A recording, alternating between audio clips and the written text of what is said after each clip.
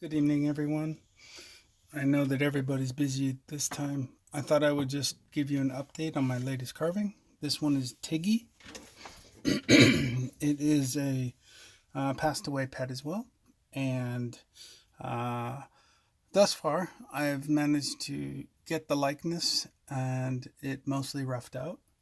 Um, Done a lot of dogs recently, so it's just pretty much been, you know, carve and knock it out. It doesn't seem too horribly difficult. Some of the areas that are a challenge, though, for me, I'll explain those. For the most part, when you look at a 2D drawing, you see the face and your mind imagines what it is. But when you have to cut it in, you have to determine what the distance is between, the tip of the nose and the forehead. And I think I've more or less got that here. I had to determine also from the flat block that this dog has a toy that he carries around with him, where he did, and this, if it was in his mouth and dropped at his feet, the snout would have been deeper in than the toy. So once I determined that, I was able to pretty much determine how to start cutting.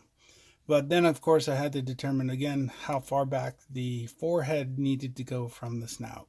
And I think I figured that out. The other difficulty is from the bottom of the eye on both sides, how flat do you go on the, I guess, the facial features in front of the snout?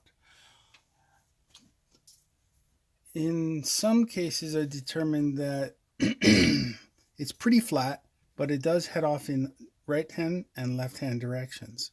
So I've had to look at a lot of pictures of dachshunds in addition to, pretty much any other dog from either side, right and left, from the top, from the bottom.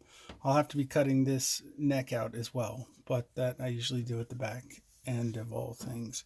So I determined that the ears stick out a little bit from the forehead, or rather from the head itself, and that it's flat but moved to the right and left on the facial features.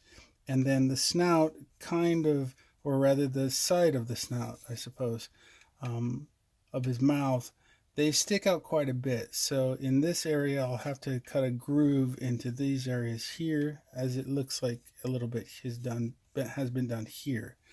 So I'll make that a little deeper there. Once I get the nose, nostrils in, then I can start to detail it. But I think for the most part, I've got it. The snout looks large to me, but that's because this area here still needs to be dropped down a little lower, but not too much. Cut too much off, it's just gone, right? So I got to be careful with that. So for the most part, I think it's okay. I'll have to cut back a little bit here, but for the most part, that's okay. I started cutting down the body. Um, most dogs, they look like when they're sitting, they got these rolls, but this is hair, and these are rolls in the skin. So when it sits, you get these rolls, but also they're kind of like the way the body is shaped. So a lot of this will be covered in hair, and then it just kind of heads off in that direction, as you can see up here. So these rolls here and here and here, they all are sitting there, so I've got to get them in. Some of them have to be cut a little further back, rolled in and sanded out and so on. But I think I got, for the most part, um, the collar looks pretty good. A little more playing around with that. I got the tag to the collar. This was a challenge as well, determining how much forward wood you need here, but the ring having to be further back, in addition to the backside of the tag as well. So that was kind of challenging too.